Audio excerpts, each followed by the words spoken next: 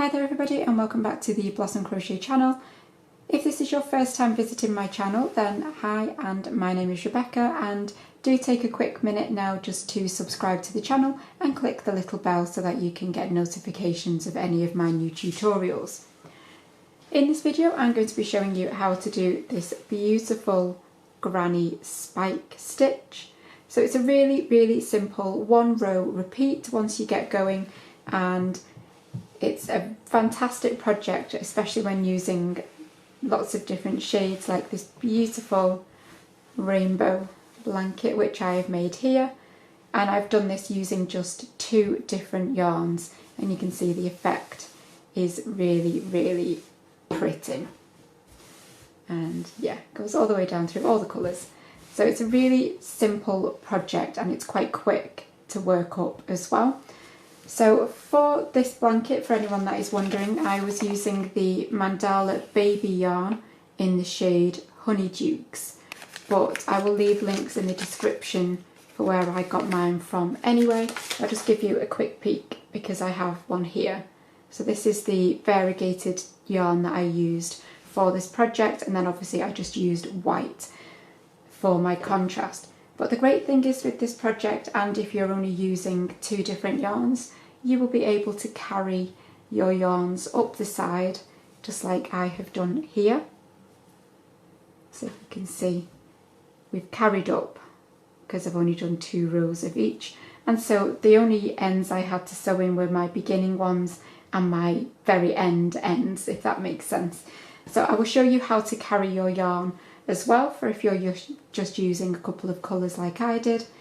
But it means that there's hardly any ends, and when I work over this with my border, these carry up loops will be buried within the border as well. So I did the whole of this project, like I say, with the Mandala Baby in shade Honeydukes and white, which was just a colour crafter, and a 4mm hook. And I will leave my starting chain and my measurements in the description box for you.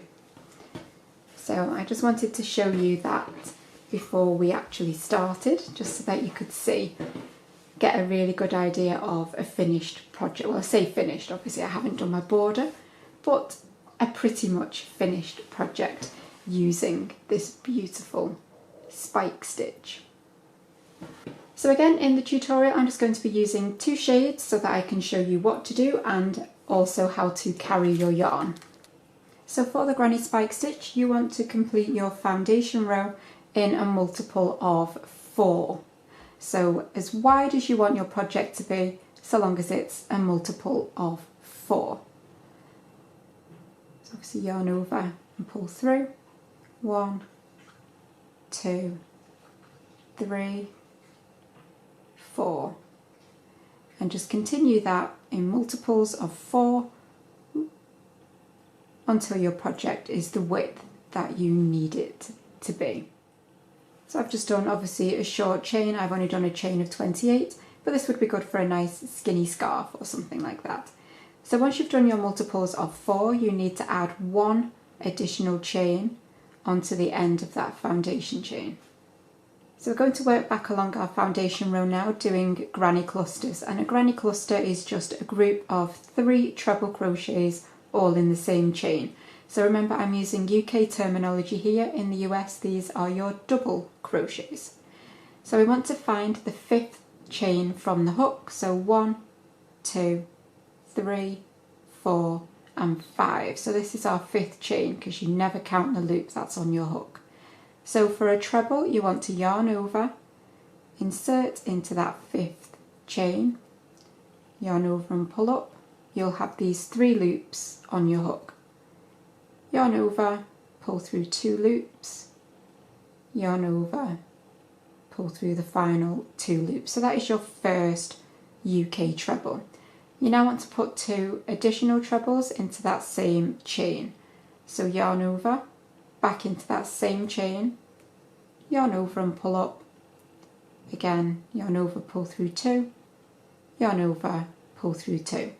And for our granny cluster we need 1 more treble. So again, in that same chain space, you'll put a 3rd treble. You then go into chain 1, and we're going to skip 3 chains. So 1, 2, 3, and then your next granny cluster will go into that 4th chain along. So again, granny cluster, so 3 trebles all in that same chain. 1,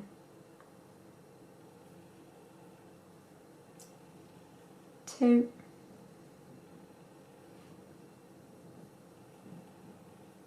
3. Again, chain 1, skip 3 chains and a cluster into that 4th chain. So if you want to continue doing your granny cluster of 3 trebles and then chain 1, skip 3 chains and granny cluster, and I will meet you as you get towards the end. Don't get to the very end, just get near the end. So I'm very close to the end now, and in my final chain I'm going to put 2 trebles. So all the others have 3, but in that very final chain just before your slip knot you will just do 2 trebles instead. That's 1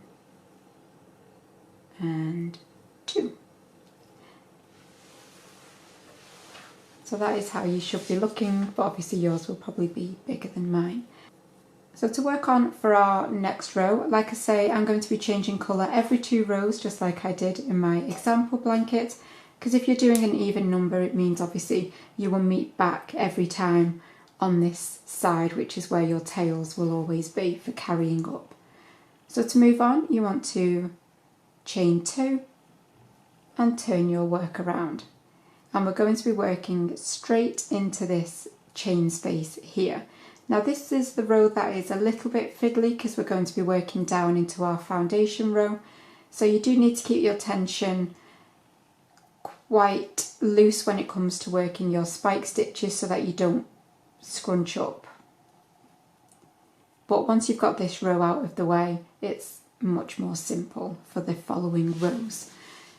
So you want to do a spike cluster, so you'll do 1 treble into that first chain space, and then you'll do a spike stitch down into the foundation row. So you can see we've got 3 stitches that we skipped, 1, 2 and 3, and you're going to be working in the middle one. So you're going to yarn over, insert into that middle chain, yarn over and pull up, but pull it up tall, don't pull it tight. Make sure you pull up a nice tall stitch, and then complete as normal. So yarn over, pull through 2, yarn over and pull through 2.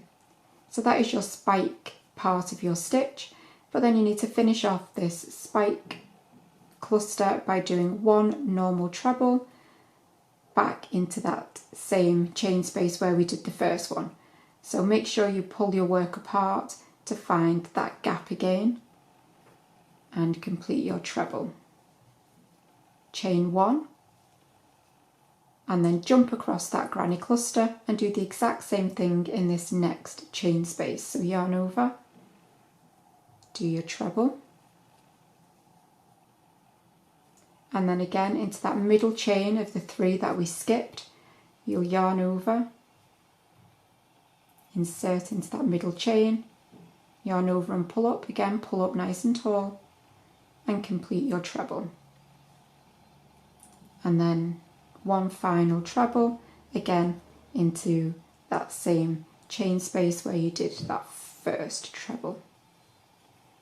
Chain 1 and again into your next chain 1 space you'll do a spike cluster, so you'll do treble, spike cluster into the middle of the chains on the foundation row, pull up tall and complete the treble, and then 1 further treble in that same chain 1 space. And you'll work that all the way along, and then I'll meet you as you get towards the other end. And once you get towards your other end, you will have your final granny cluster from the foundation row, and then you'll have this gap with the chains that we skipped at the beginning of that chain. So you're going to put 2 trebles into that space. So don't worry about finding parts of your chains or anything, just go straight into the space and do 2 trebles. If you weren't changing colour, you'd just complete your 2 trebles like so, and then chain 2 and turn and move on. However, I'm going to change colour. So on this very final treble, I'm going to complete it halfway, so I'll yarn over and then pull through 2, and then I've still got these 2 loops on my hook, and I will now grab my other colour. I'll make a loop and I will literally just pull that colour through, and then we're pretty much ready to go again. I'm going to chain 2. I'm just going to pull on that blue just to tighten it up a little and turn. And now I'm ready to work back along.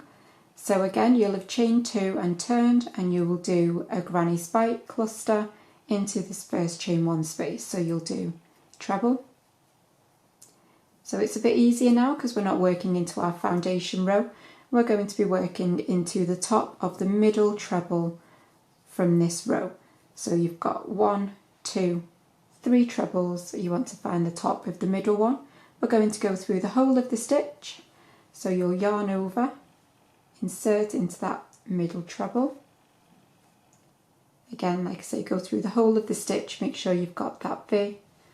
Yarn over and pull up tall, and complete your treble. And then your other treble goes back into that same chain 1 space.